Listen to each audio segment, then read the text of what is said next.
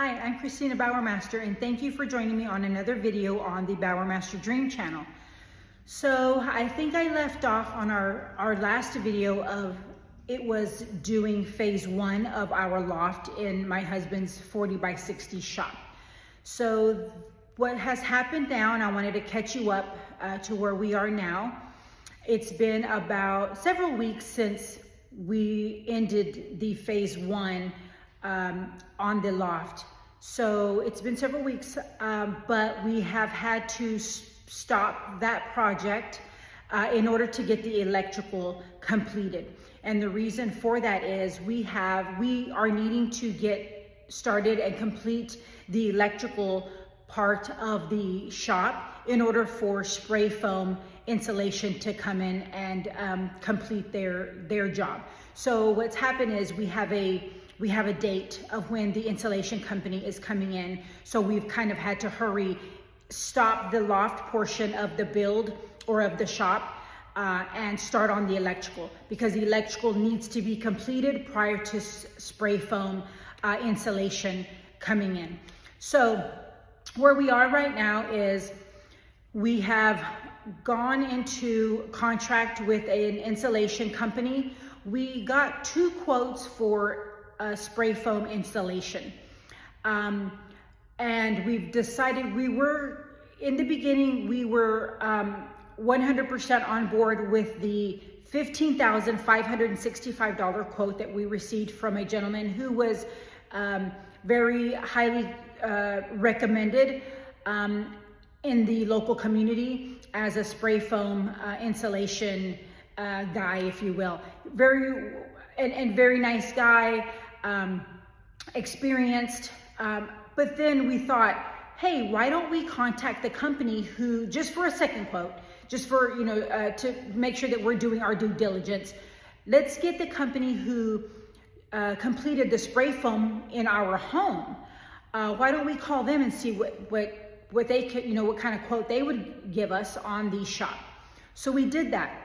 And lo and behold, they gave us a quote that was about $3,500 less than the other gentleman.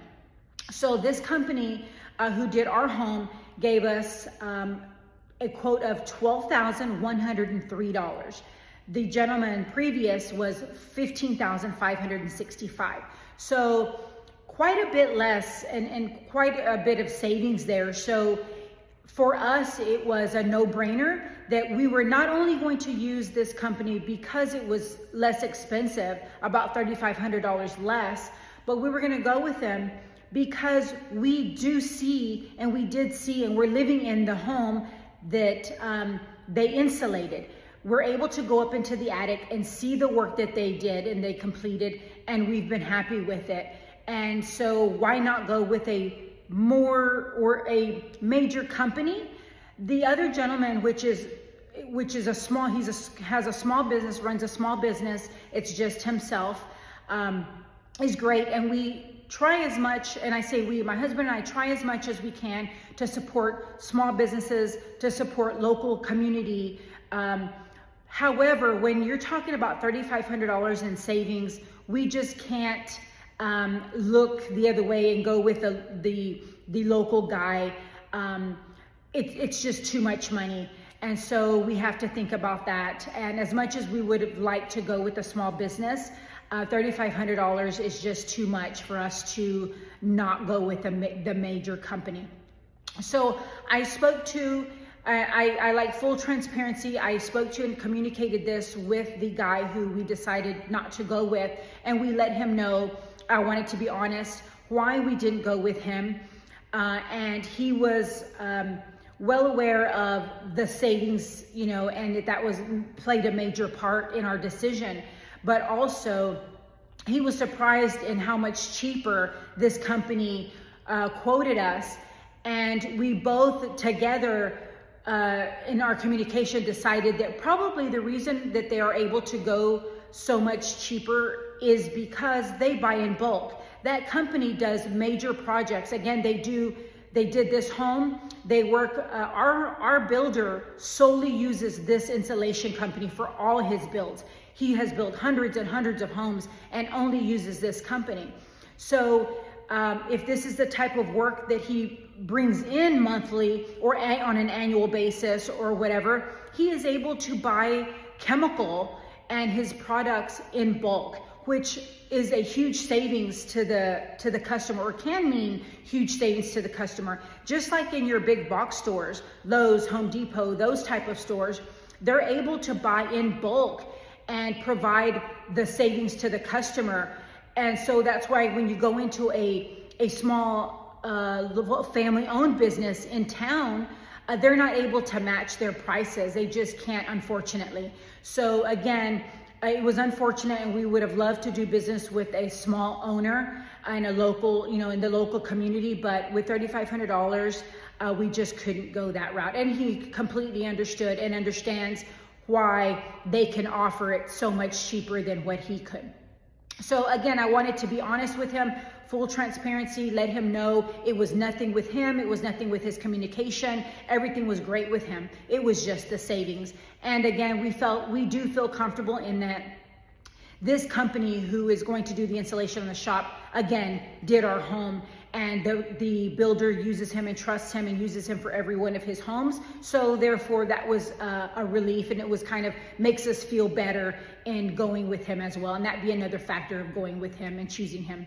So we did that. So again, that quote is at $15,103 for the 4x60. We're going to the 2-inch closed cell spray foam on the ceiling and on the walls. We have 14-foot walls and 20-foot ceilings. I think before in a previous video I said 25-foot ceilings, and they are 20. So anyway, so that is the quote that we received here in the Panhandle of Florida. So again, these prices are going to vary from state to state, but that's what we were quoted, and we were going to move forward with that. So we have contracted with them. They have given us a date, and it's mid-October. So we kind of had to hurry. We had to stop the loft. In my previous video, I showed you where we ended the loft.